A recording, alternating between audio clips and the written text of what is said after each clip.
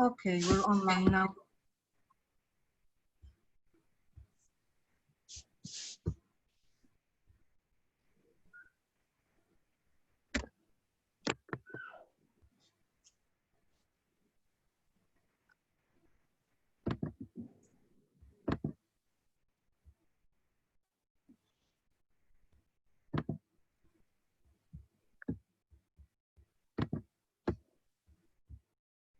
Wait a minute.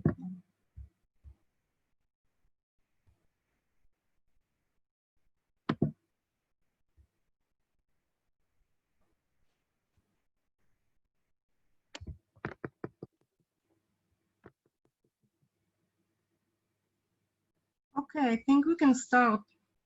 We have about 40 participants right now. And I think people can just join as we go.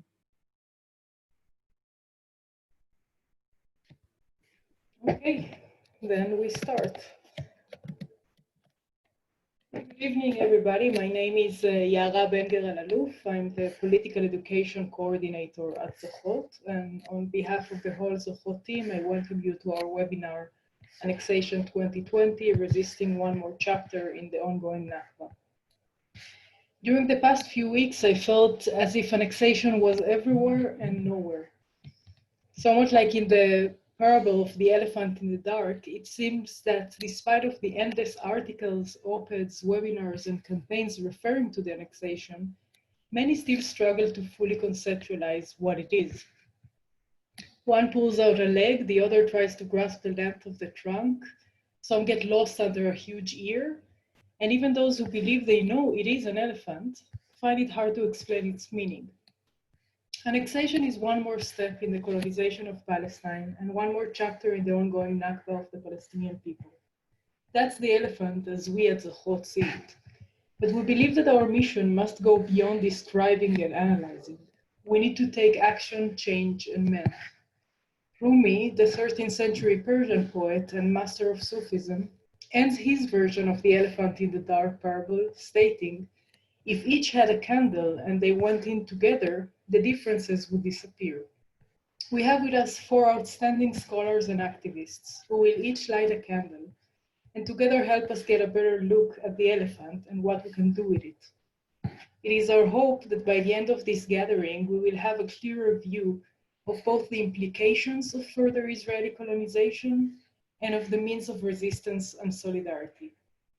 I will quickly introduce our guests and open the discussion. I remind you that you're all welcome and invited to use the Q&A feature to ask questions during the webinar, and also that we're broadcasting live on Facebook for anyone who gets requests to join or prefers to watch it through Facebook. Izzeddin Tamimi is with us. He's a Palestinian researcher, journalist, and PhD candidate whose work focuses on settler colonial studies. Rebecca Pearce is a Black and Jewish documentary filmmaker, journalist, and activist who focuses on the impact of state violence on marginalized communities. Aditi Saraf is an academic scholar whose research focuses on questions of borders, sovereignty, and trade in militarized spaces such as Kashmir. Yaniv Junam is a Jerusalem-based activist who participated in various activities against the occupation in East Jerusalem and in the Jordan Valley. Many thanks to the 4 of you for joining us and agreeing to share your thoughts with us. So let's begin with understanding what we're talking about when we say annexation. So I will ask a question and then give each of you around 5 minutes to reply. Izzeddin, let's start with you. What would be, in your opinion, the actual effect of an application of Israeli sovereignty over additional Palestinian territory? And what do you actually see as the main threat in this recent annexation plan following the deal of the century, or however you want to call it? Okay, thank you so much for having me and for this opportunity. Actually, what I will be discussing in this part, as we're talking about the meaning of annexation, that we should understand annexation not only as a crucial factor in a settler colonial order, but also in a settler colonial disorder. That means we should consider the centrality of annexation, but without thinking of it linearly as a certain success of the settler colonial project, as it could be representing a failure of this project. So now what kind of disorder I'm talking about? First, we need to think of what it means to be right-wing in a settler colonial context. You know, usually the right adopts an isolationist discourse, but settler colonialism tends to expand. So being right in the context of settler colonialism means having two contradictory desires, as more expansion means less separation. So for years, there has been a balance in the Israeli security discourse between the two desires.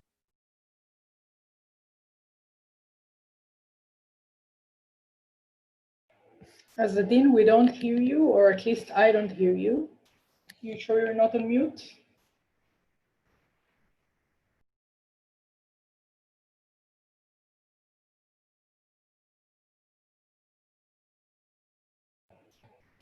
Can you try speaking again?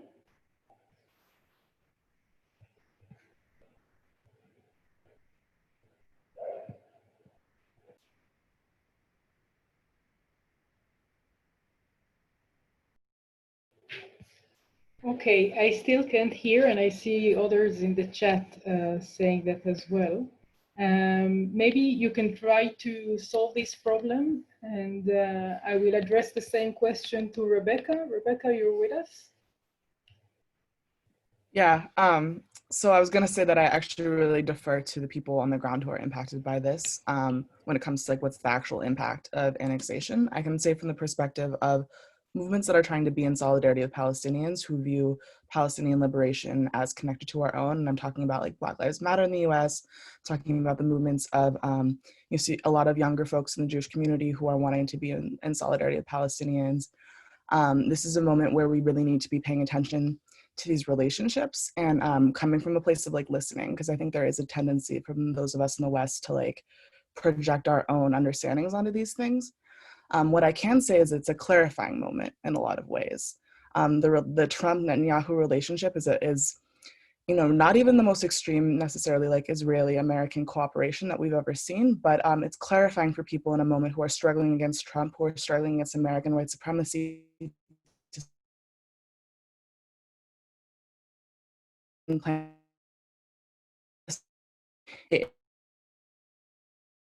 very like systematic place, and in terms of understanding that are impacting us, in terms of understanding American settler colonialism. And it's an opportunity for all of us to apply some of the systematic lens on Palestine in a way that we've really failed to, I think, in the past. And I think right now it's, you know, in the same way that it's not enough to simply end police brutality in the United States, we have to look at the system that police brutality is part of. We have to understand the settler colonial system in Palestine and the larger apartheid system being connected. And it's not about opposing settlements. It's about having a really systematic analysis about what's happening. And you know, I don't want to take up too much time on this question because I think there are a lot of people who have a better understanding of the on the ground impact, but our progressive movements have a real challenge right now, which is to this, you know, systematic approach that we too scared to for a long time. And now that we understand the stakes for ourselves, I think it's really important that we like listen to Palestinians and understand the stakes for them in this moment. Could you say a bit more about how you think, if you could, I know that you're talking for yourself, but how, what is the threat as progressive Jews in the United States? What is for them annexation and So you have a few different streams among progressive Jews in the American community. I think sort of the loudest and most institutionally recognized is liberal Zionism. And I think this is a crisis moment for liberal Zionism in a lot of ways, because the two-state solution that people have been really banking on, which those of us who are maybe a little further to the left have known for a long time wasn't viable and has been like really destroyed systematically. That's falling apart in front of everyone's eyes. And so in some ways, for those of us who are to the left of that, that's an opportunity. I think for the folks who are still in that position, and I am in the Jewish community spaces where I'm hearing from all of these different people and like in very mainstream spaces, and there's a lot of anxiety and there's a lot of feelings of like, maybe Zionism isn't working out the way that I thought it would, and maybe the system or this ideology is actually attached to a much larger system that inherently destroys the sort of liberal things that people think that they're supporting, while also really just being an example of what happens when you put that into practice. So I think that there is a moment of opportunity in certain ways in terms of talking about this and saying maybe liberal Zionism, in the same way that like, you know, white American liberalism is corrosive, like liberal Zionism has a lot of these same problems, and we kind of need to like move past this to relationships with Palestinians that are not built on colonialism, that are not built on the idea that we have a right to settle, you know, Palestinian land. And I think that that's an opening in a lot of ways.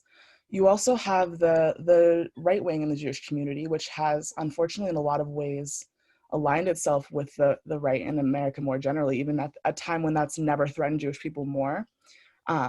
You have I think that there is a risk of these folks sort of digging down and continuing to promote not only like anti-Palestinian, but anti-Black and other sort of ideologies in our community, and especially when you have Black Lives Matter, which has like a really specific demand around policing, that's coming, and there's also in solidarity with Palestinians, you know, the right in the Jewish community is in a position where they're going to be pushing back against that a lot. So I think we're in a very like volatile moment, but there's tremendous opportunity for those of us who want to forward a systematic understanding of colonialism that both understands the United States as a settler colonial system and Palestine as being subjected to settler colonialism.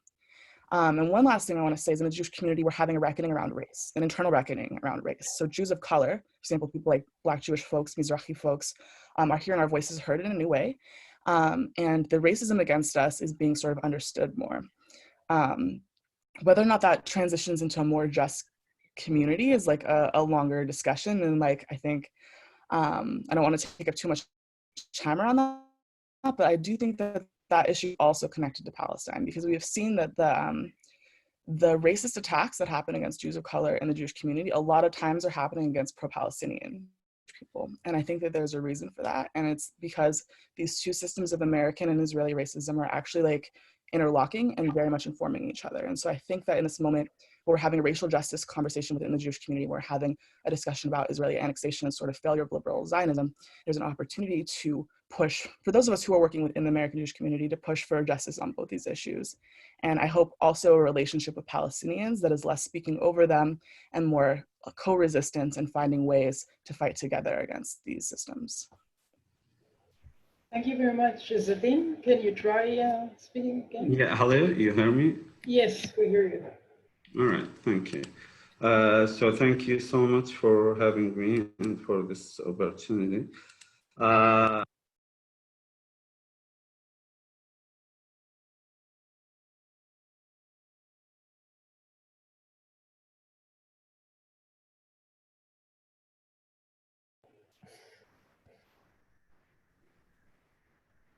I think again we don't hear you, or again at least I can't hear you. This is really unfortunate. Can you try closing the video? Maybe the sound will work.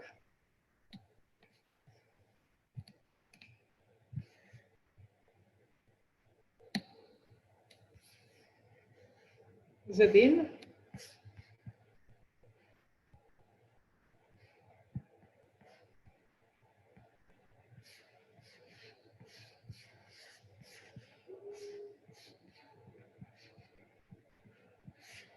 Okay, this is really unfortunate, but we'll try to move on as much as possible.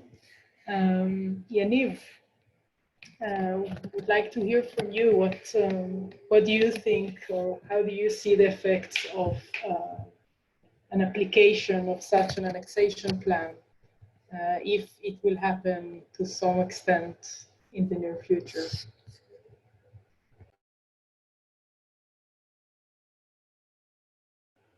Could you unmute yourself? Sure. Sorry. So I'll say that the whole discourse of annexation is happening in Israel during very unstable times, what is already unstable times. We had 3 elections in the last year or so. There's the only real contender to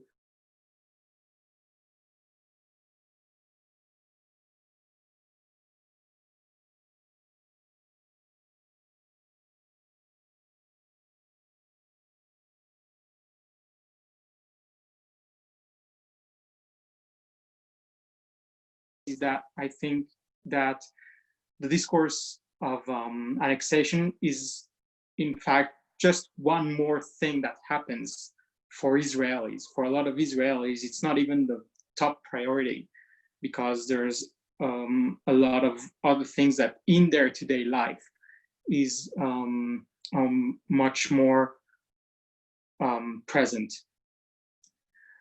But that being said, still there are a few things that I think the annexation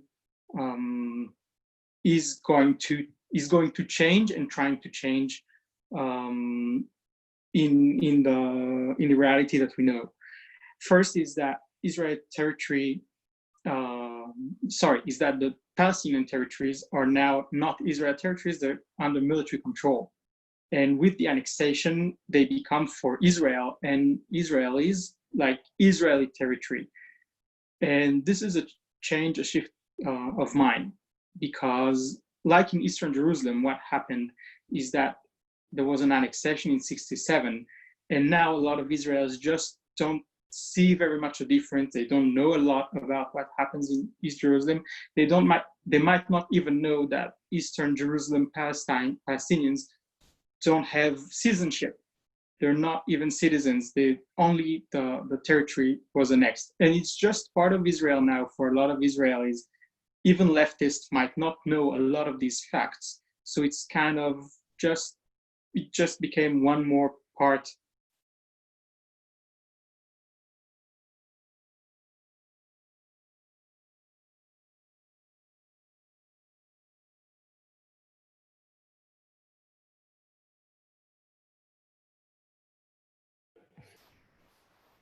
Okay, I Even don't back. know, Yaniv?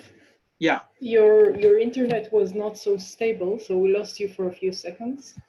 Okay, so the second thing is that not only in Israeli psyche it becomes part of Israel, but also, for example, like we've seen with East Jerusalem, it becomes part of the law of Israel. So now to make any major changes or to give away parts of Jerusalem, you have to get a really big majority in parliament to do that. So that kind of secures it legally under Israeli rule in the Israeli legal system. So it's not only that Israel takes it and whenever it can, we might just give it back like it's now, just need an accord with the Palestinians. It's that it will have whatever government wants to change that for East Jerusalem, and I believe that same steps will be taken for the West Bank. It will have to secure a very large majority, which might be impossible for a long time. And that is what changes, and all that is what changes the status, changes the status of the territories from in dispute or military place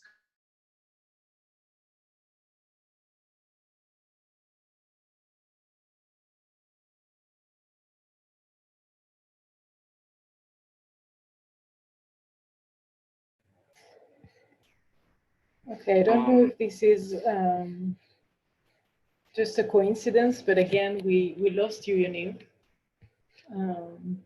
so like I said, as much as it is, as much, of course, and at first and foremost, it is a human rights violation against Palestinians, but the way it is spoken in Israel, it is that it's also a way of propaganda against Israeli psyche, trying to, instead of opening it to some, instead of like making it on the table and speaking about the peace process or whatever way of finding a solution, or decolonization for me, but it is done in a way that is also not very, that is just some sort of propaganda against Israeli psyche, trying to secure it in political ways, so that in later, for example, later generations might just grow up with it just being a fact.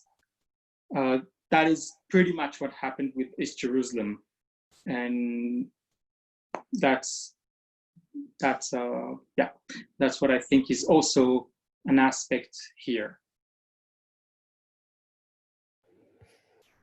What is your opinion about, there are people saying within the Israeli, let's say, left, there are opinions saying that actually annexation would be a step towards a one-state solution, and in a way they welcome such a move. Do you agree?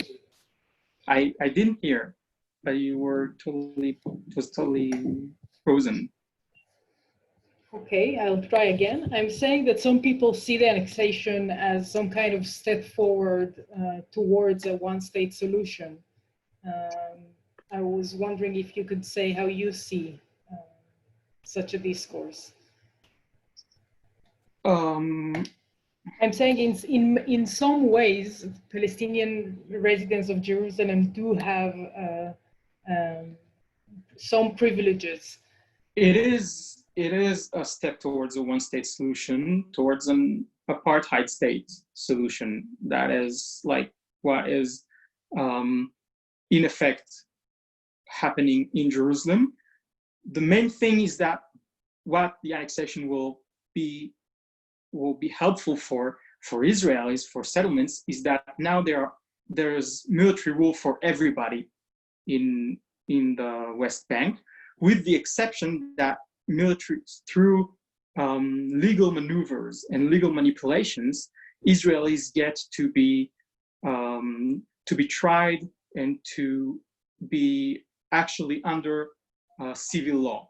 But that is not the fact, that is not what is intended. Like, that is just some kind of that is some kind of manipulation made, and a lot of legal acrobacy, you might say. But what annexation might be doing is that there will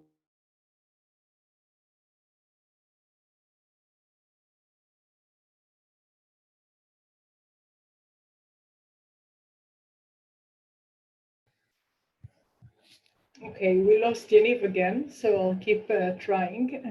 Aditi Saraf is joining us from Delhi.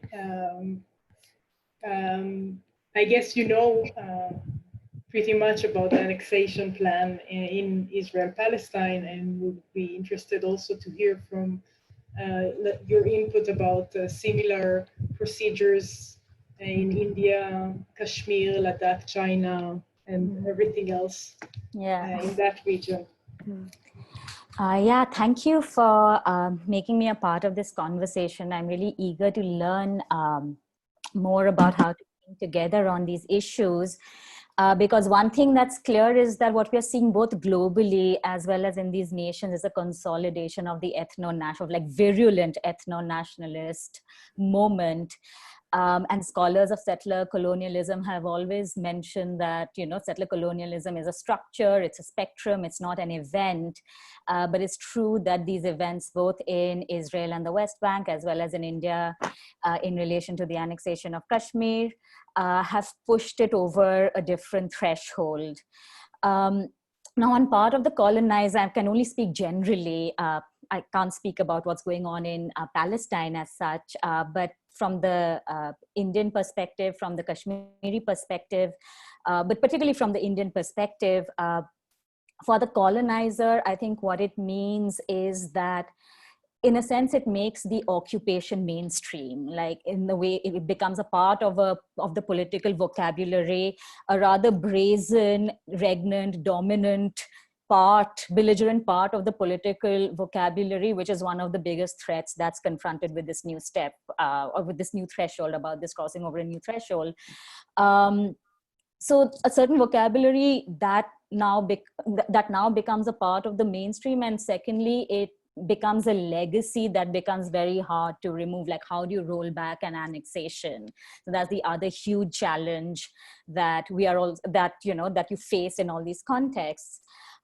In Kashmir particularly, what's interesting, or what's actually very significant about this threshold, and that has solicited explicit comparisons with settler colonialism in Palestine, as well as the invoking of the settler colonial paradigm, is that, so for those of you, just very briefly, on 5th August 2019, India, did not remove, but kind of mutilated Article 370 of the Indian Constitution, which accorded a provisional sort of autonomy to Jammu and Kashmir, did not recognize the right of self-determination. So it's very much a part of the Indian constitutional framework.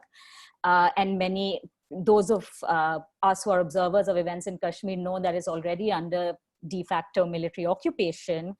But what was new, or what was the new crisis that was precipitated by the August event, was the removal of land rights, or particularly the removal of something called Article 35A, that granted permanent residents of the state of Jammu and Kashmir exclusive rights to buy and sell immovable property, as well as reservations in government jobs and educational institutions. So these land rights are extremely important for not just for Kashmiri identity, but also to kind of accord a certain degree of resilience as well as self-sufficiency in the long war, as well as the resistance movement. Which has now been taken away and has been replaced with a new series of domicile laws, which gives non-permanent residents and outsiders the right to settle in Kashmir and the right to be counted as de facto state subjects, as long as they fulfill certain criteria. And this is something that is partly obscure, but is also being set into motion very fast. So Kashmir, in some ways, has always quite explicitly linked their struggle for self-determination with the Palestinian struggle, both historically, because both are seen as legacies of British colonialism that kind of come to being around 47, 48. India has also always recognized Palestine, but that hasn't stopped it from being a very close military as well as defense collaborator of Israel. And so it's very much part of this Netanyahu, Trump, Modi axis, is very much, I mean, there are certain aspects that they all have in common. But also the link to the struggle has been extremely emotional and affective. So invocations of their own struggle as intifada, of like use of terms like Nakba and of graffiti, and also in saying Gaza Strip, in particularly volatile parts of downtown Srinagar, you see Gaza Strip kind of emblazoned across shop walls to kind of, display a certain kind of self-governance. And also they also many often refer to tear gas as Israeli gas. So there's a recognition of this collaboration, at the same time, this kind of solidarity with the Palestinian struggle.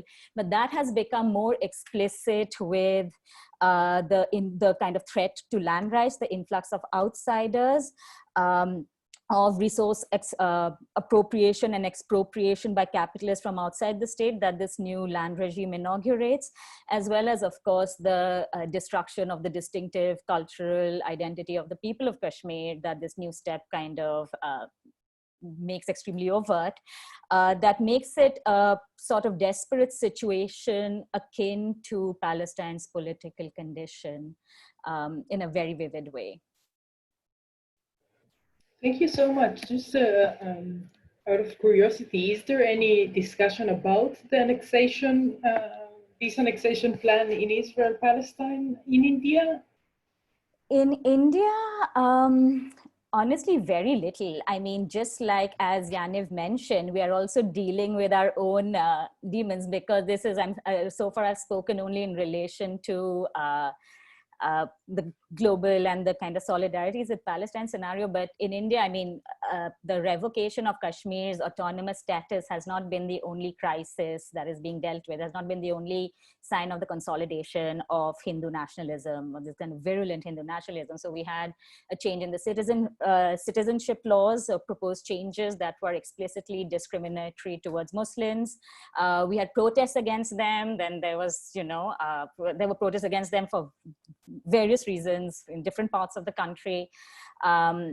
After which there was a brutal clamp down of the protests, and then a revival of the protests, and then there was a communal pogrom in Delhi, and then the COVID lockdown happened, and the lockdown has also been used as a pretext to politically consolidate. And of course, Kashmir had already been under lockdown and under the world's longest internet blackout since August 2015, and right now also they don't have like full, they haven't gotten the full bandwidth back. So I have students in Kashmir who just can't, for example, do online classes. The signals are too weak.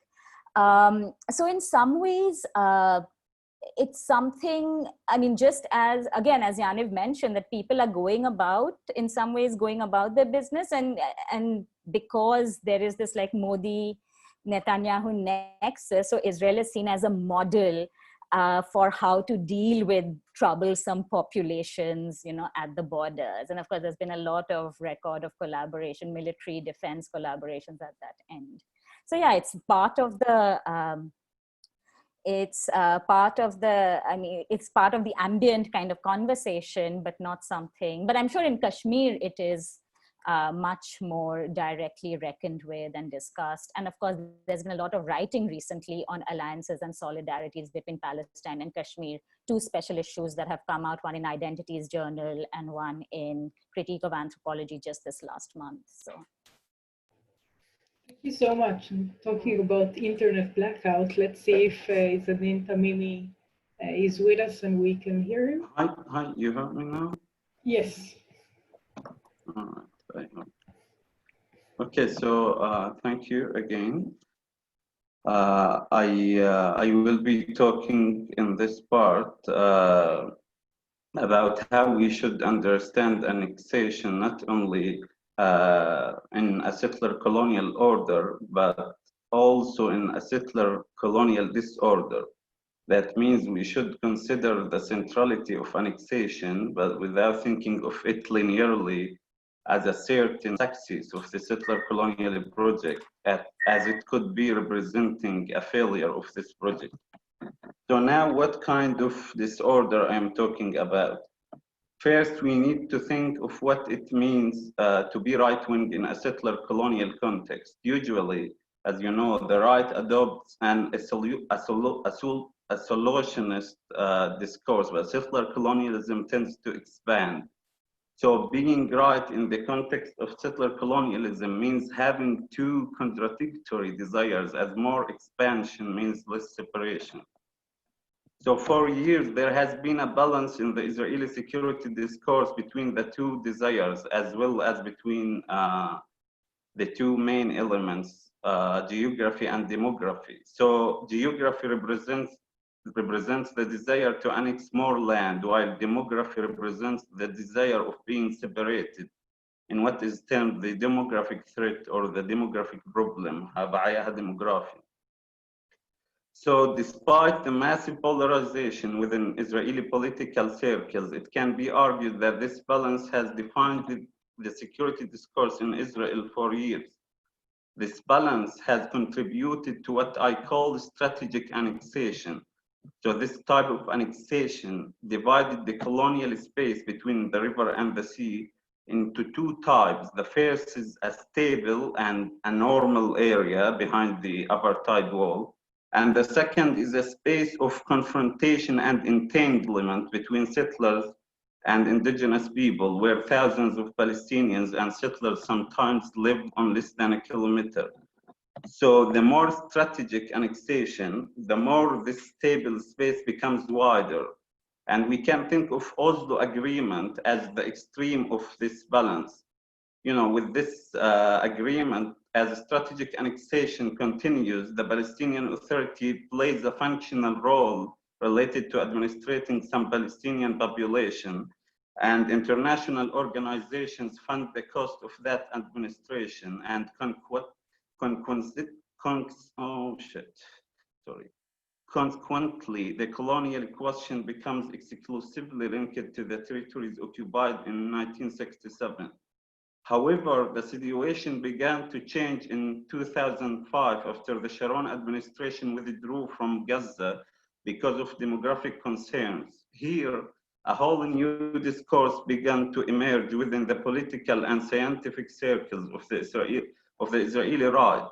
This new discourse is based on a simple argument that the annexation must not be limited because of any demographic fear or any strategic threat, because simply the Arabs, according to them, will never become a majority. So this discussion relied on several assumptions, including that the statistics published by the Palestinian Authority are wrong, and the Israeli fertility, the Arab fertility decreases, and many other justifications like that annexation, the land does not mean giving the Palestinians the right to vote. And here, for example, Puerto Rico model was widely cited. So after this moment, and as I'm talking about this settler colonial disorder, after this moment and as a result of many changes that take place in Israel, such as increasing the number of religious people and increasing the strength of settlers and increasing their numbers, this balance is clearly being threatened.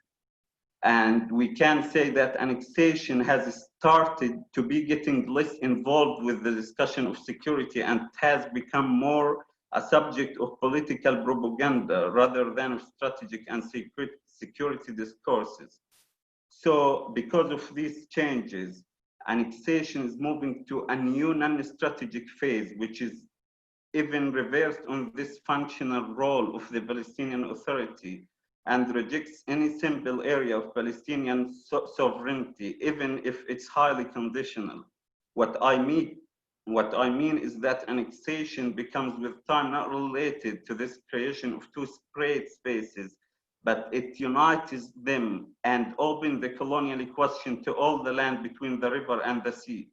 And this is actually what some Israeli security leaders admit is a non-progressive step, as it's taking Israel back, perhaps not only to the pre-Oslo period, but to the pre-Nakba period. What I am arguing about here is that we should consider this unintentionality in the settler colonial project, as there always will be this kind of uncontrolled desire to annex more and more land. And that desire will eventually give up the rational security perspective. So we can carefully say that this doesn't happen randomly in Israel, as annexation and land take always a place in the settler colonial discourses, propaganda, public debates, political polarization, academic and scientific discussions, and therefore it's being involved with the daily life of settlers. So I am not saying, though, that this balance is completely over. Annexation is in this stage still about the same type of balance, as it targets the less populated area and serves some economic and strategic purposes. But the way the debate goes these days shows a kind of paradigm shift. Annexing a large part of the West Bank became the least Netanyahu can do to convince the settlers community, those who are calling for annexing the whole land, are increase. Check, for example, Caroline Glick's articles in the Jerusalem Post and her books, and how wide she's being cited. Annexation is being more and more central to political propaganda, many demographic changes in favor of the religious settlers, many changes in the security elites. The Mossad, for example, that used to refuse to annex the West Bank for security reasons, is adopting this plan now. The American administration considering annexation as an Israeli internal affair. All these changes show a shift in the concept of annexation toward a less strategic phase, and simply it reveals the fact that Israel has been always trying to hide since John War. There is a one-state reality, and Israel controls the whole land. So now let me tell you a fast story. Just hours after annexing East Jerusalem, Moshe Dayan, the Israeli Minister of Security, visited the area before he found some soldiers hanging the Israeli flag on Al-Aqsa Mosque. As mentioned in many references, he ordered to take the flag down. He literally mentioned on many occasions that occupation should be invisible. So Israel was simply walking the walk without talking the talk. And now what is happening is, ironically, that the Israeli government is talking the talk. I wouldn't say without walking the walk, but it's talking the talk while the walk is already walked. I mean that Israel is already controlling the land, and we are living in a one-state reality that controlled and dominated by the Israeli right, and annexation seems to be more a kind of propaganda rather than a strategic discourse. But again, it's a propaganda which makes the reality clearer. Thank you. Thank you very much. This is really interesting. Could you at least speculate,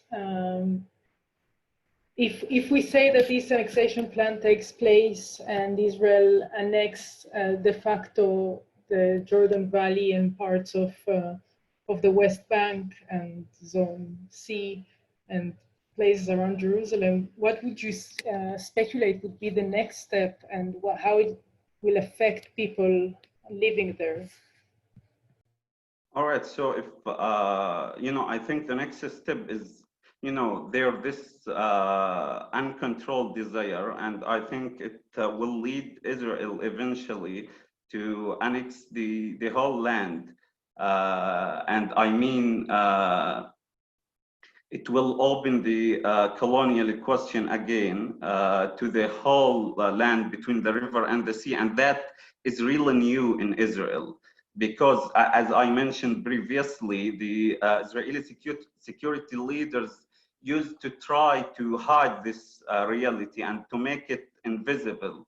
All right, so it would be a very, as I will point out in the next section, it's really a very important chance for us as Palestinians to start a collective struggle for equality and for justice, as we are aware more than any other time that we are living in our reality now. Yeah. Thank you very much. So actually, something that came again and again in the things that the four of you said was that, in a way, the main threat of further annexation is the normalization of colonialism and of the occupation, or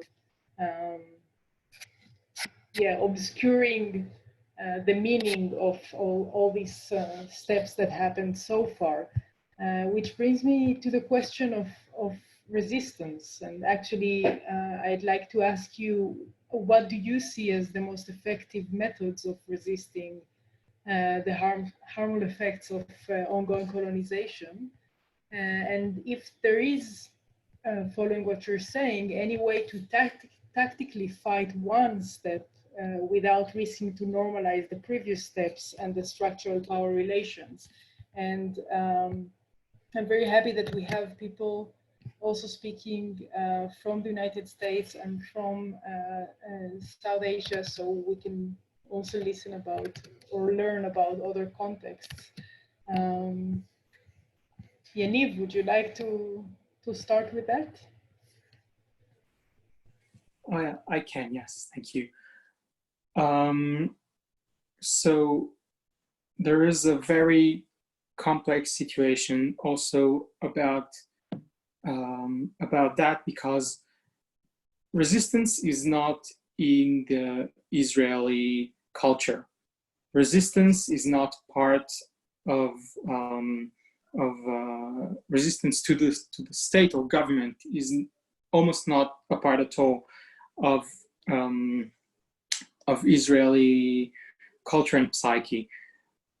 During there's almost every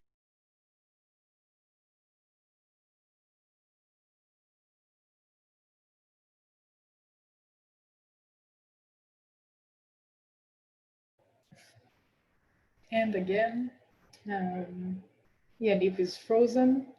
yeah, even okay. Was I cut? Yes, you froze again. Okay, so as I said, resistance is just not a part of Israeli culture and psyche, and not part of the toolbox of Israeli public. So much so that even during protests against attacks on Gaza, people are asked, if you are called to the reservist, to the army, will you go? And they answer, yes, I will, because army is above all. It is not about, it is not a matter of right wing or left wing. It is our duty as citizens of this country. Of course, the meaning is of Israeli Jewish citizens, because Arabs are not enlisted, and of course, a whole lot of that. But it's just not a part. And the biggest protest that was done against the government up until now was in 2011. It was about the economic situation. And even though hundreds of thousands of Israelis went to the streets, there was almost no civil disobedience, almost no violence, which is a good thing. But it's nothing like what we've seen in America now with Black Lives Matter, nothing what we've seen with France with the Gilets jaunes, nothing.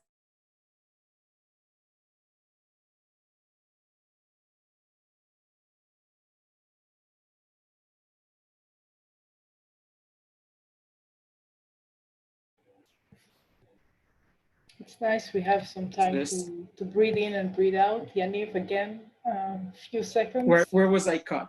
At what part? I'll try to concise back to it. After Black Lives Matter and Gilets jaunes. Yeah, so it's nothing like we've seen there. And there's just, when there's mass civil unrest in Israel, it's just big protests. Sometimes even major famous artists come and sing, and it's more like a carnival, and everybody's having fun, which is a good thing at a protest. But there's no challenge to the power. There's no challenge to the power structure. There's no challenge to the power relations. So it's just people disagreeing. That's what it looks like. But the way that you might say there is some resistance is particular groups and activists, very small ones, who are usually ostracized from the mainstream left, the Zionist liberal left, but they are acting in solidarity with Palestinians. They have some relations with Palestinian communities. They get to them. They help. They try to, as much as they can, use their privileges. For example, in accompanying shepherds who are chased away by military and settlers. A lot of times in grazing lands which are permitted to them, they go graze, and settlers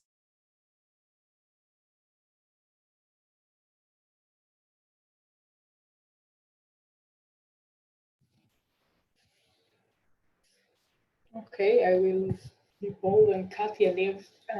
Azadin, if we can still hear you, would you comment on the question of resistance? Sorry, Yaniv. Okay, so you hear me, right? Yes, we hear you. Okay. So in order to answer the question of what to do as Palestinians and how we should resist this annexation, we must take into account, again, this settler colonial disorder that I have talked about previously. It's our role now as scholars and activists to invest in this truth revealed by annexation. But first, when we talk about a one-state reality, we should understand what that means. Inequality, for example, in income or in access to education and health care, which is a very important topic in the midst of the pandemic. This inequality can only be understood as a discrimination. When we talk about a one-state reality, the only reason why I, as a Palestinian citizen living in the West Bank, can reach less than 10% of the land between the river and the sea is apartheid. And when we are talking about a one-state reality, using different borders and different ways of travel and movement is part of this inequality and apartheid imposed by settler colonialism. So annexation, as Hunaida Ghanim notes, makes dealing with the Palestinian question, again, not possible, but as a colonial problem. And simply, the Israeli right is destroying now everything that the security leaders in Israel historically tried to do for more than 50 years in order to hide that fact and to make it invisible.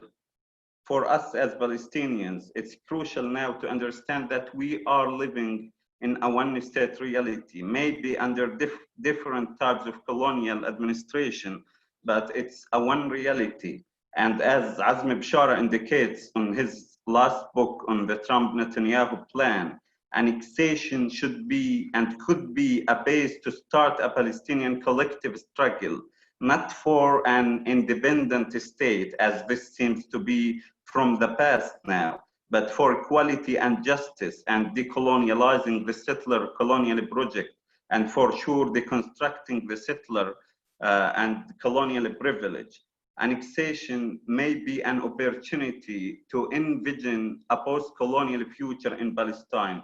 For years, this future was captive to the calls for a state, but this quest has not been able to reunite all Palestinians because of the colonial division and many other reasons. Now, perhaps we should think more about this reality that annexation makes clear in order to start a collective struggle that includes all Palestinians and perhaps some Jews who reject the colonial project. Now, things like equality, justice, decolonialization, and deconstructing the colonial project need to be taken more into account, as well as democratization. If there is a clear lesson that we must learn as Palestinians, then that any idea of or a project of statehood, even in a very conditional situation, is nothing but an illusion without ending the settler colonial reality. Thank you so much. Could you say a bit more how, as a Palestinian activist and researcher, you see some kind of cooperation or solidarity from Jewish anti-Zionist or anti-colonialist and international allies? All right. Again, because of the, if you remember when I was talking about the two separate realities and the two separate spaces. And unfortunately, because of this strategic annexation, you can always face like terms like occupation and occupied territories. So the whole Palestinian question started to be exclusively linked to the land occupied in 1967. And when we are, as Palestinians, for example, when you think of the Israeli left or any, you always will face this problem. And I think annexation could be a good way, all right, ironically, it could be a good way to pass on that, and to know that the it's not different when a Palestinian youth was killed in the hospital in Tel Aviv, or any other Palestinian was killed in Ramallah or in Gaza. It's our reality. And so I think this is the fact that we need to start from to make this kind of cooperation.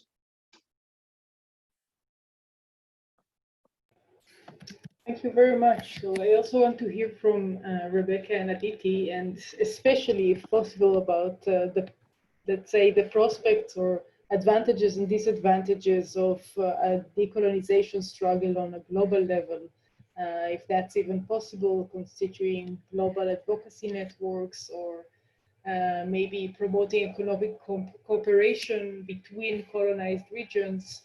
But of course, feel free to comment on anything else. Rebecca? Yeah, so I think, like Izzadeen is saying, I think this is it is a moment of opportunity. And one of the opportunities, talking from the Jewish perspective, is that we're in a space where this, the sort of half-truths and lies that folks have told themselves to support the continuation of Israeli settler colonialism, especially in a liberal Zionist framework, are falling apart.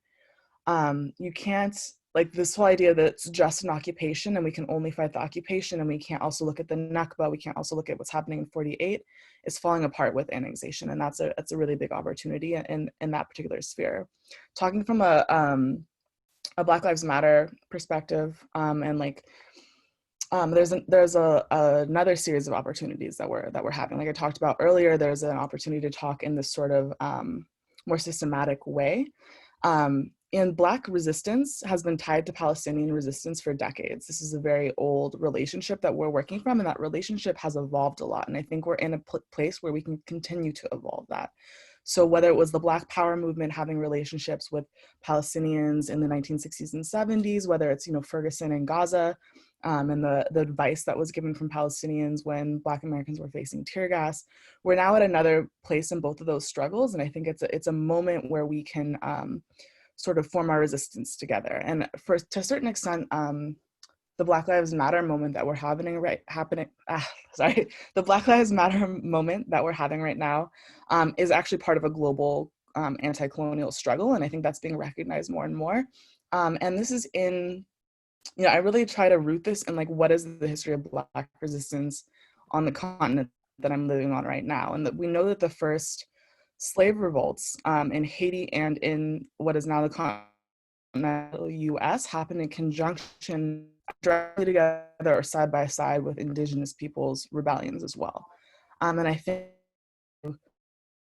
I'll go back to the consciousness around this, that our struggles have never been alone. Annexation and continued Palestinian land, that is in relation to us. And I think we've been very tenuous in some cases about making these connections, or only doing it at a very surface level. And this is sort of the time to dig deeper into those relationships. And so I'd be really interested to continue this conversation outside this. I'm working from a position, I'm a filmmaker. I've been an activist for a long time, but now I'm mostly working in sort of culture work. And I think part of my job is to make, to sort of paraphrase a conversation I had with Najwan from Zakhrot in the past, to make resistance irresistible, right? We have to embrace that this isn't just about fighting back against these systems, but we have a vision, we have an idea of a better world that we can all be fighting for. And I think it's time to really articulate that, because the mask is off when it comes to US settler colonial racism and violent white supremacy. The mask is off when it comes to Israeli settler colonialism. the sort of like pretty face that Hasbara is trying to always show to the world is falling apart. So we can offer something that's much better. And what that is equality. What that is freedom for all people. And I say this a lot in my own organizing, you know, fighting for Black lives is also fighting for a better society for all of us. This moment we're having in the United States where hundreds and thousands of people are dying because our government cannot get itself to care even about its white citizens, you know, is met by a challenge of Black Lives Matter, because we're saying that our lives matter.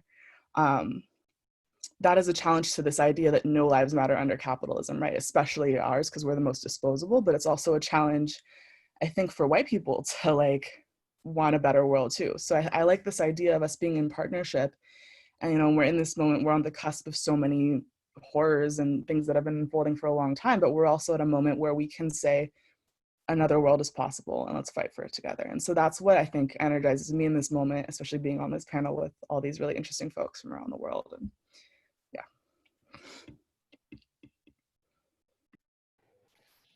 Thank you very much. Again, just a tiny question out of curiosity. It's very pleasing to hear that that this moment might be actually a moment of an opportunity of progressive Jewish activism, also directed towards apartheid in Palestine. But at least what I've been feeling on like social networks in the past few weeks is that the events happening in the United States are creating new forms of discourse and activism within Jewish communities in the United States, but many of these discourses and actions are targeting what is going on inside the society over there, and maybe, yeah, in a way distancing the Jewish communities from what is going on in Israel, Palestine, which is not necessarily bad, but would like to hear from you about it.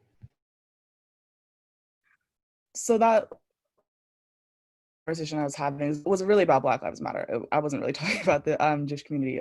To go back to that, I think, I don't necessarily know that the Jewish community is what's going to lead the Palestine solidarity moment right now in the US. I think they can be part of it, and I think like that's important. But the relationships between Black folks and Palestinians, some of us Black folks are Jewish, obviously, I think is going to be sort of the operative moment. And there will be folks in the Jewish community who are like part of that and following that.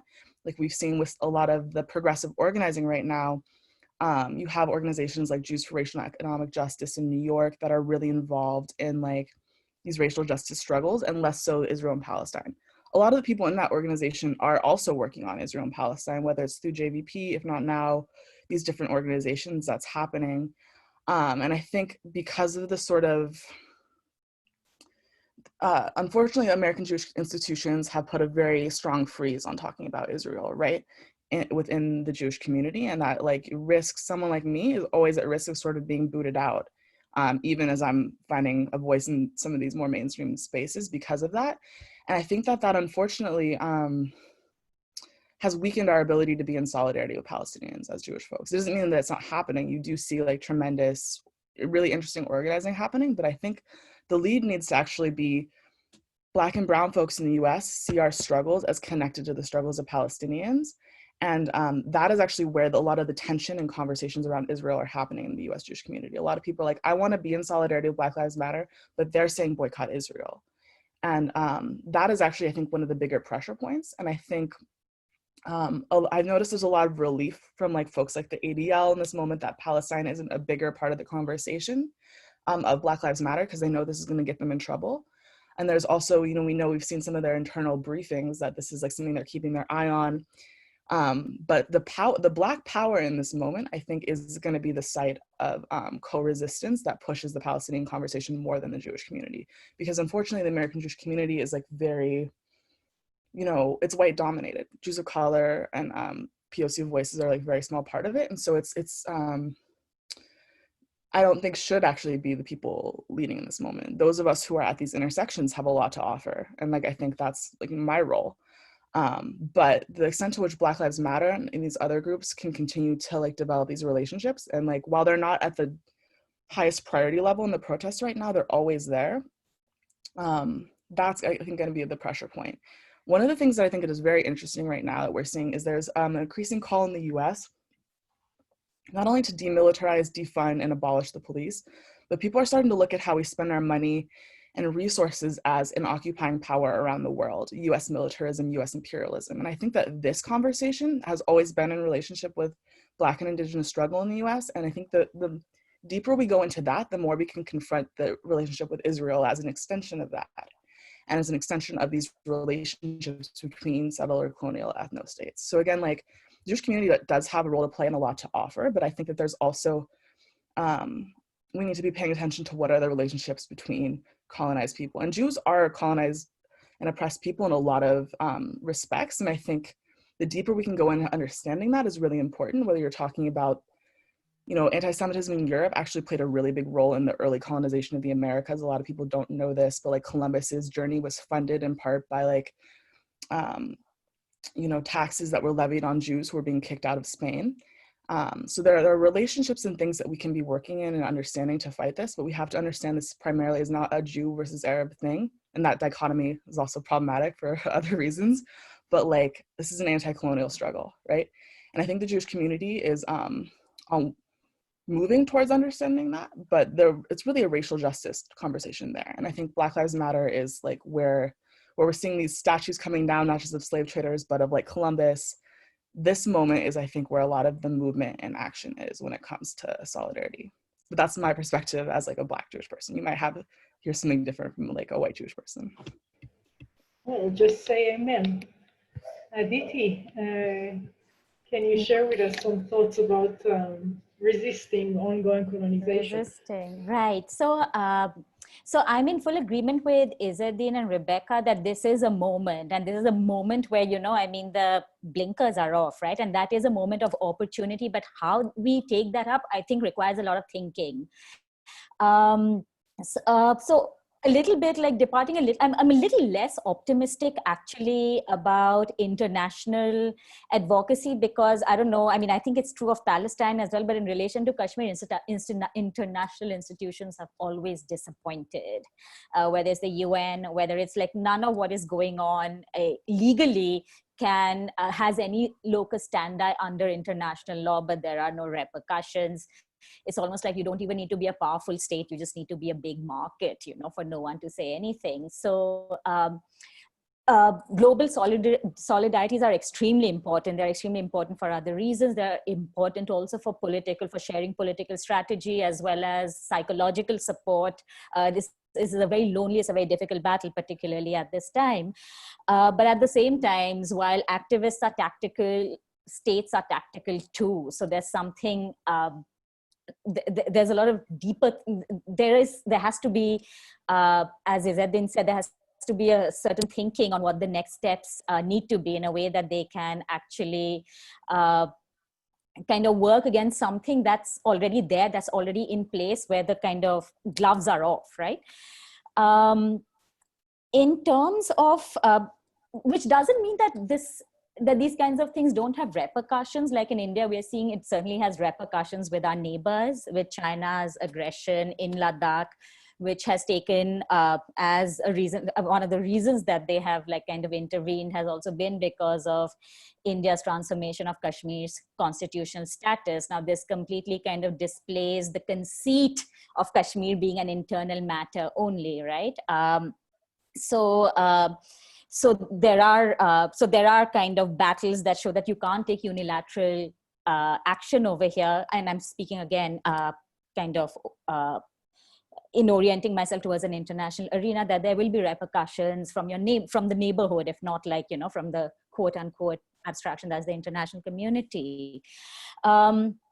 Is there a chance for global activism to make international law more robust? That's some of the conversations that's been happening around Kashmir. Again, it's something that I find hard to be optimistic about. What's great, however, is the kind of activism, that doesn't mean that activism hasn't achieved anything, right? I mean, both in Palestine, like the 2017 Gaza marches were a very important moment, and the activism that has happened in the wake of the 2019 revocation of 370 has also been an important moment for raising awareness, for changing the kind of standard narratives around Kashmir. And also for building alliances and solidarities with other grassroots movements. But what's even more, but what I think is also important is that there's been a lot of really interesting writing and literature and reporting coming out of Kashmir right now. There's a whole generation of scholars who've grown up under, quote unquote, the shadow of the gun, and they're speaking out, and they are in conversation with, and also conversations that are both very compassionate but also very critical with other struggles and resistance movements in their neighborhood. For example, the Anti-Citizenship Act kind of protests and movements, not just movements by Indian Muslims, you know, movements for rights by Indian Muslims, but also by Dalits and other minorities. However, there is a kind of fracture there as well, because within the Indian resistance discourse, in the Indian activism discourse, you struggle for or the resistance struggles are kind of framed within the Indian constitution, whereas in Kashmir, often they reject the constitutional relationship with India. So these are things that are being spoken about in very interesting ways. The other thing that I think could also happen is to broaden out, if you're thinking of global solidarities and alliances, also to broaden out, like if you're thinking Palestine and Kashmir, why not say, for example, Kashmir and Xinjiang, which in ways have even more similarities than the Israel-Palestine kind of historical relationship. All self-determination movements are historical and distinctive, and that needs to be maintained while the global solidarities question is reckoned with. And I think that's something that Palestine, even though it has become a symbol of a global symbol almost of Muslim oppression, it's something that the Palestinian struggle itself has been very self-aware about, that this is a distinctive historical situation. And we need to respond to it first and foremost on those grounds. So if you're talking about Palestine and Kashmir, why not Kashmir and Xinjiang? And if you're talking, and then why not Palestine and Xinjiang? You know, what might be strategies and solidarities and alliances that can happen there? And of course, the kind of the crushing of dissent in all these, in the nation states, in these respective nations, is whether it's Israel or whether it's India increasingly and China, are also at varied levels. So that also kind of puts a limit to what they can do and what they can't. But just like in Palestine, the diaspora is very active and has recently kind of become even more active in kind of organizing activism and solidarities around the Kashmir question.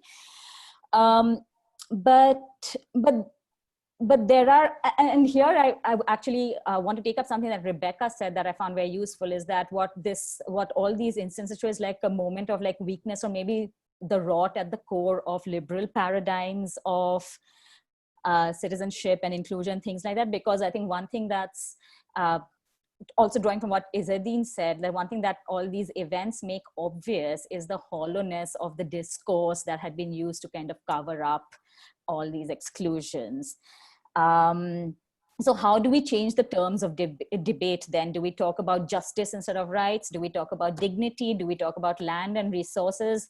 How can we perhaps change the language that has usually been used to frame the kind of resistance movements or activism around these questions? Is also another question I think that we can have a very productive conversation around. Thank you. I want to say that planning this event, we were also talking within the team about the concept of annexation, and whether it's useful to hold it, or maybe we should find a different way to conceptualize what is going on. In a way, I feel that, and especially in the Kashmir context, it's what we're talking about is kind of like the lobster in the pot of boiling water. And sometimes you can recognize these red lines that if we cross them, there is no way back.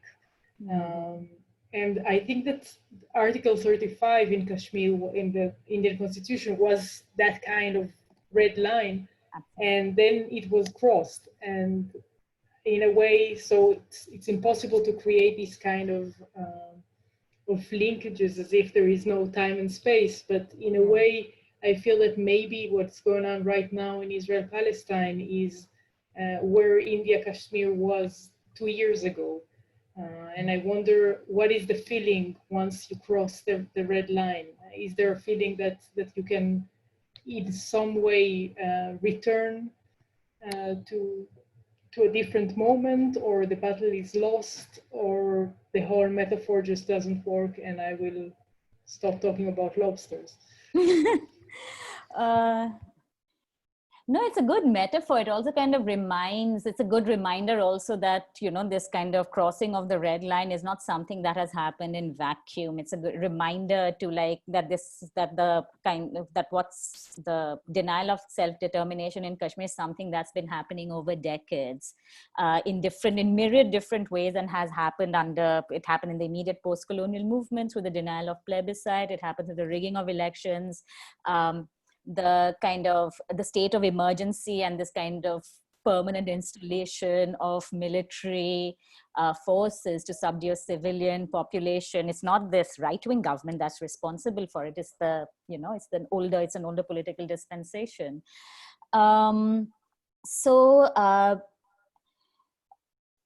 What is the feeling right now? I mean, and also because of the lockdown and blackout, it's also, I mean, I was able to visit Kashmir for a few days in January, and what was immediately palpable was a kind of sense of like a cessation of activity and the very deep-seated damaging anger.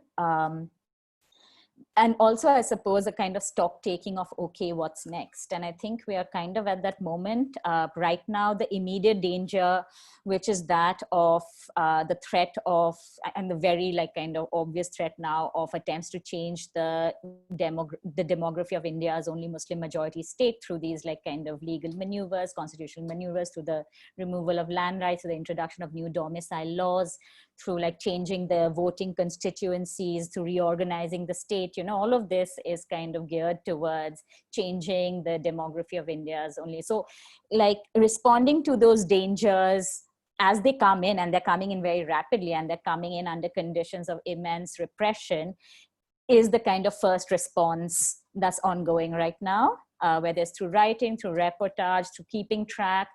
And in some interesting ways, what this has also done is the removal of land, right? It has kind of created a kind of very fragile but tenuous commonality, not just of resistance, not just in the Muslim majority Kashmir Valley, but also in the Hindu majority neighboring regions of Jammu and Ladakh, who also fear being swamped by outsiders with more resources than them. So maybe in those moments, there is some kind of common ground for activism, for resistance.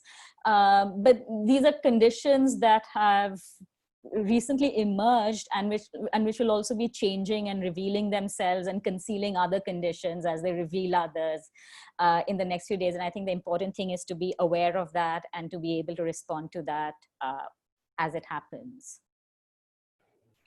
Thank you so much. Yaniv, is there anything you want to add regarding activism? Because we lost you. So, you did? Yaniv? Again. Oh. No, I think Yaniv is not with us. So before we move on, I just want to remind everybody that you can use the Zoom webinar chat, the Q&A function, to write down any questions that you would like the panelists to address in the Q&A. If you prefer writing in Hebrew or Arabic, we will translate them during the discussion. And if Yaniv, you hear us? Yeah. Is there anything you want to add about resistance, because we lost you early?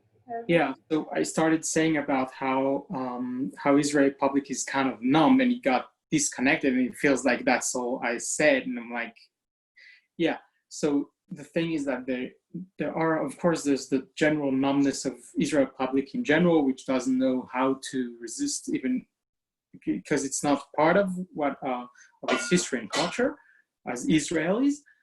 But there is also groups and parts who do know and speak the language and walk the walk, like as I said, of civil resistance, and there are few, but they are the ones who get in touch and in contact with Palestinians, who stand in solidarity with them, and the actual resist. And it's a very complicated line to walk for Israeli Jews who want to resist the occupation, because the first idea that comes to mind when you speak about civil resistance and about nonviolent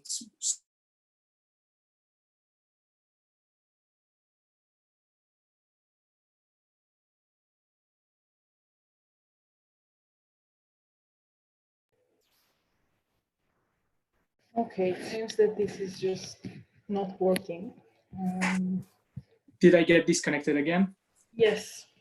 Okay, so the most popular struggles when speaking about civil resistance is Martin Luther King and in the civil rights movement, and Gandhi in India, but they are both movements of the colonized, not of the ones who are part of the colonizing power.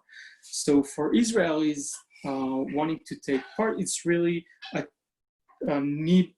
They really need to change to make a mind shift and understand that their place is actually doing that and going to Palestinian communities and helping them rebuild whatever is being destroyed or demolished by Israel.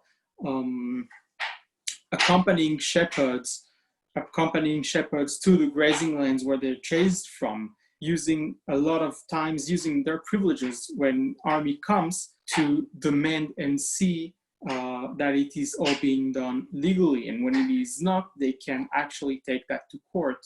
So, and of course, in civil resistance itself, in disturbing and in disturbing the quotidian, the day-to-day of the occupation in whatever way they can. And this is something that is starting to build up in Israeli, in these Israeli groups where they were once more accompanying shepherds and rebuilding homes and so.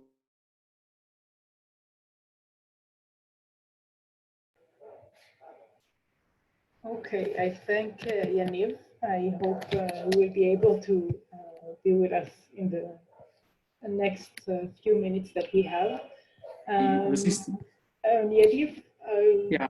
So there is one more, one last. So I'll concise it into one sentence. Is that Israeli resistance, the way Israeli resistance should look like, is Israelis taking on themselves more like some sorts of human shields to alongside Palestinians use their privileges as citizens to disrupt and disturb the fake peace and order that is existing. And that is something that is starting bit by bit, I think, getting into the minds of Israelis, of more and more Israelis who start to understand that and start to listening to Palestinians and actually being not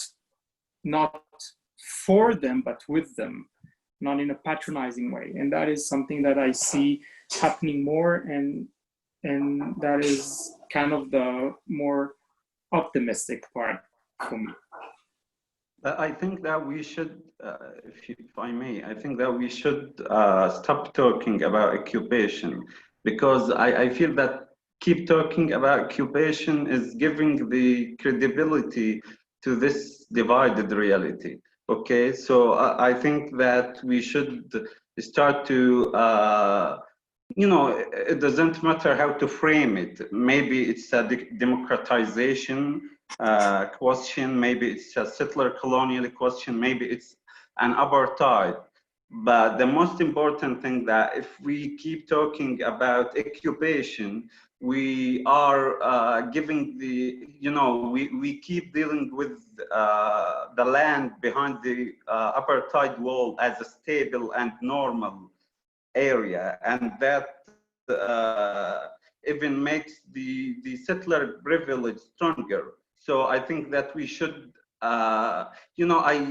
we can frame it, whatever you want, but not as occupation, because I feel that, this frame is just dealing with some area, and yeah, that's it.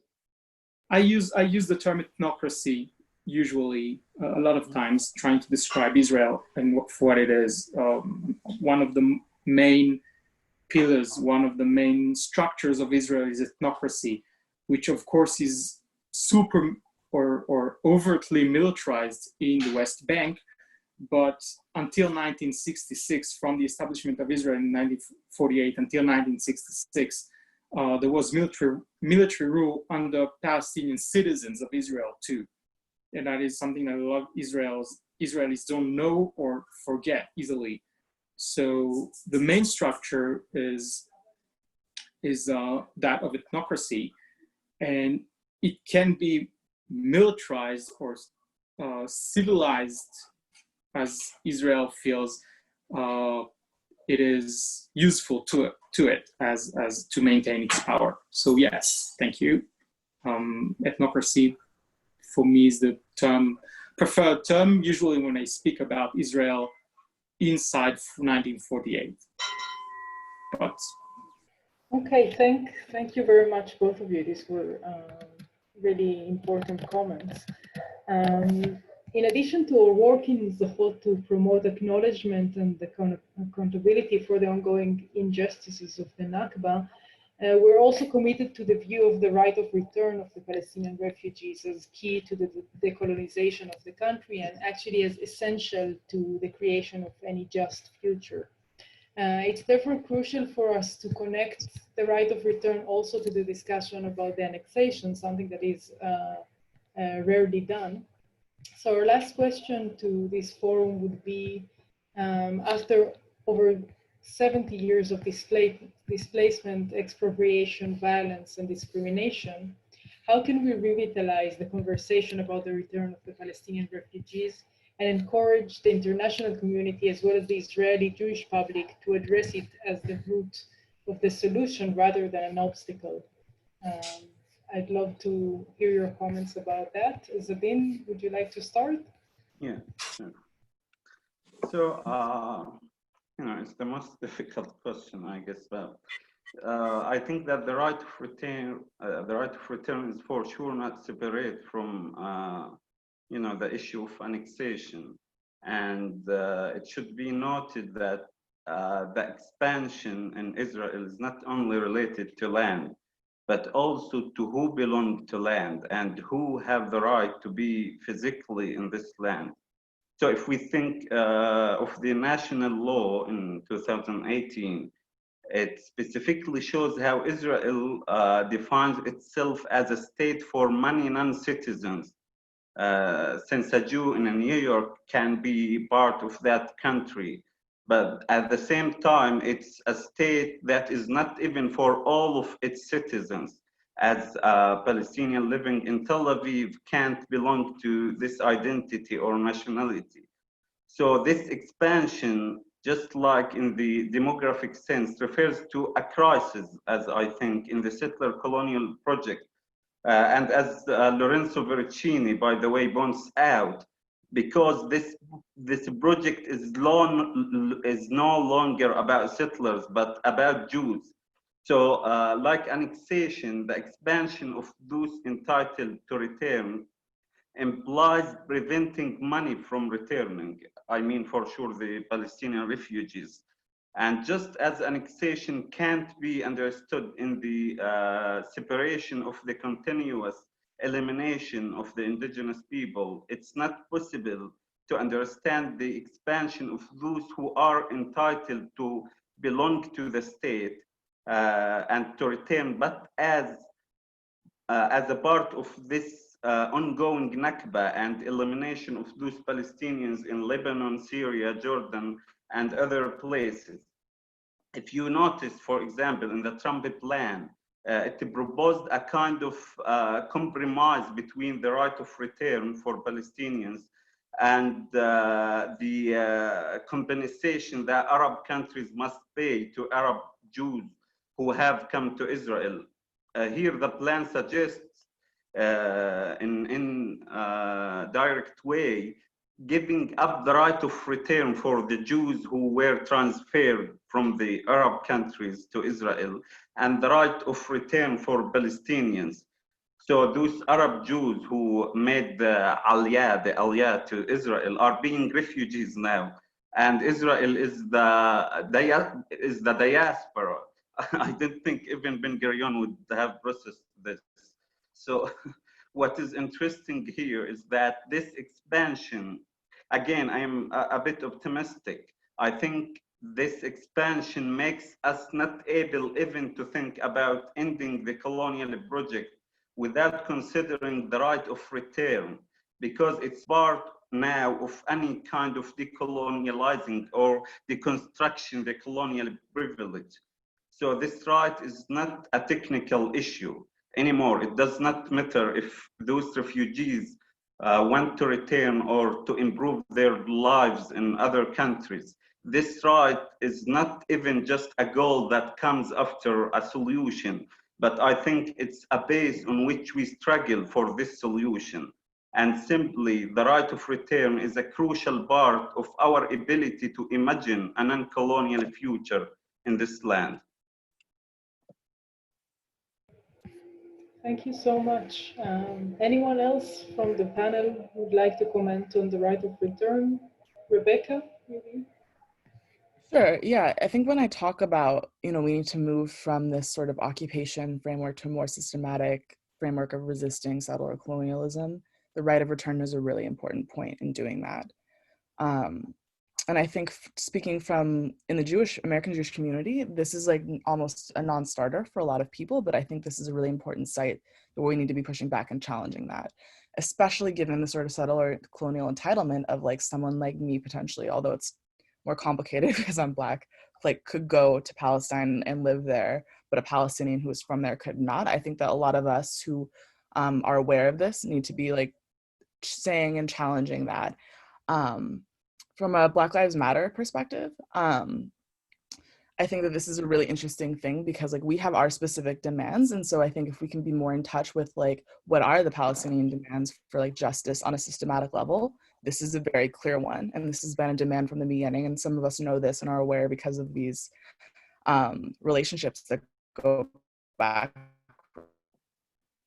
And it's sort of when we're talking about the right of return. I have seen that. I think Black Lives Matter, Black Lives and other people have been bringing this into the discourse, but yeah, I think also when we're talking about like global refugee justice, we're in a moment where like this is an issue for a lot of people and making it so that people have a right, one of the things they talk about in some organizing is the right to like move, to stay, and like to be, I'm butchering that, but like the rights if you have to flee, to have a safe place to go to, and a right to return to the place that you're from. And I think Palestine is exceptionalized. Like the rights of Palestinians can never be honored because it's this different situation when like generally we're not honoring refugee rights. So I think we need to have a conversation of like, how does this fit into a global struggle for people where Palestine is of course specific, but we're not making an exception where they're either being excluded or like, or this issue is being treated as like somehow separate from like the fact that we have a global issue of colonialism and a global issue of people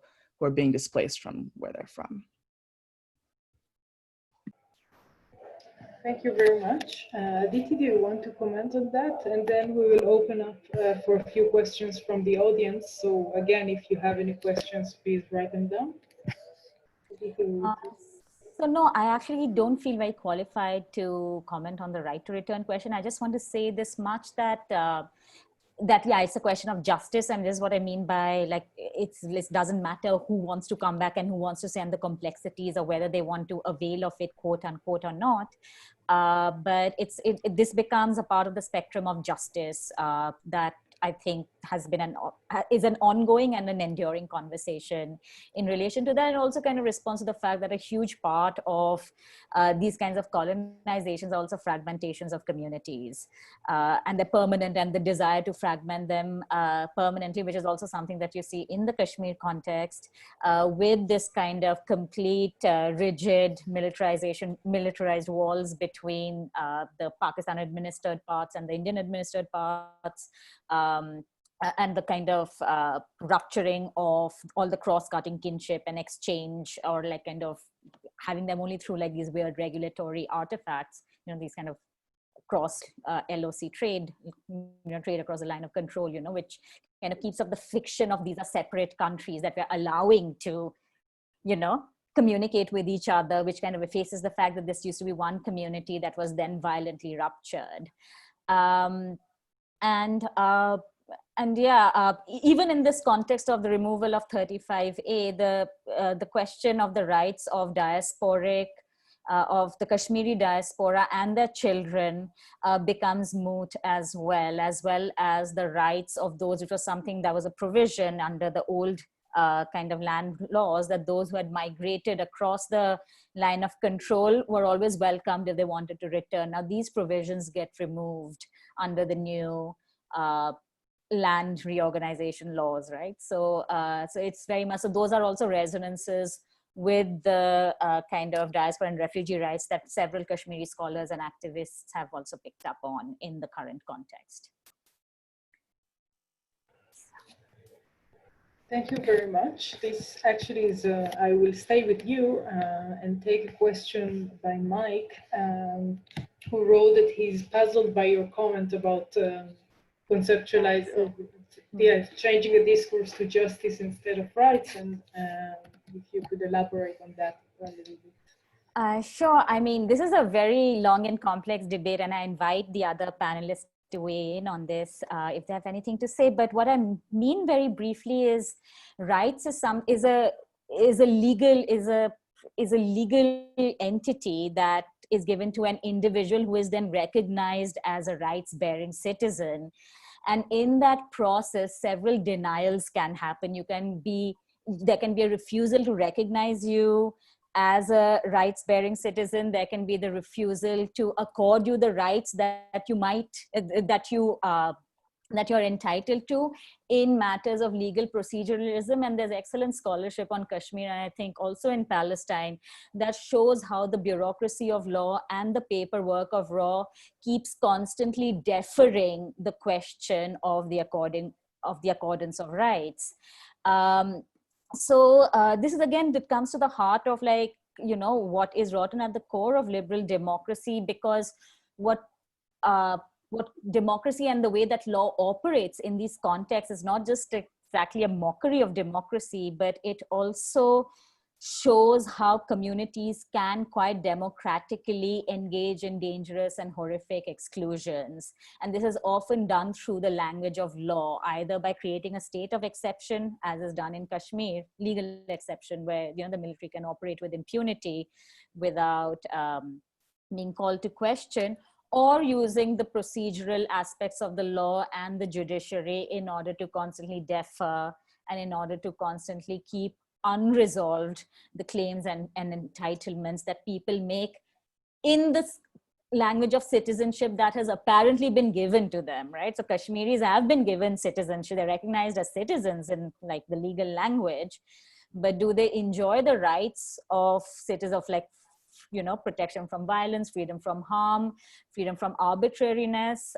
They very obviously don't. So the language, so law and the question of rights often comes into obscure, even though they paradoxically also provide a language for people to make those claims and entitlements. But that's what I was trying to get at through that we need to change it from the human rights, maybe do they deserve human rights or not, or if they've engaged in terrible histories of violence, then perhaps they don't deserve the rights that should be given to humans. We need to completely stop asking those kinds of questions, because the rights of one community versus the rights of another community is often kind of used to demonize one community over others. So in Kashmir, there's a specific like kind of group of Hindu minority, and their exile or them like kind of leaving the valley during the militancy is often used as a pretext for demonizing Kashmiri Muslims and denying them their rights. So the language of rights can obscure the other more important questions in these contexts, is what I was getting at. I hope that clarifies it a little bit. I think it does. We have another question.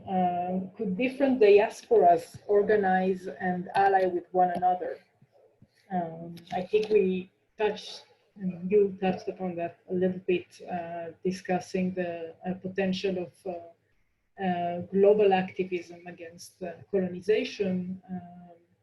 But it's an interesting question whether diaspora specifically can cooperate with one another. Any of you want to take that question? I think like yeah. we do see this happening. Palestinians in the diaspora are working, for example, a lot with Black Lives Matter, which like is part of the African diaspora.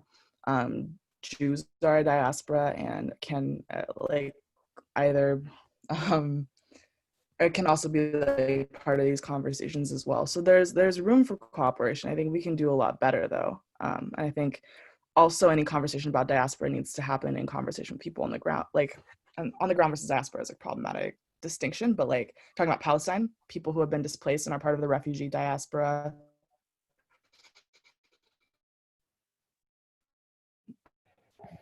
In Palestine. And so like there is a limitation to that.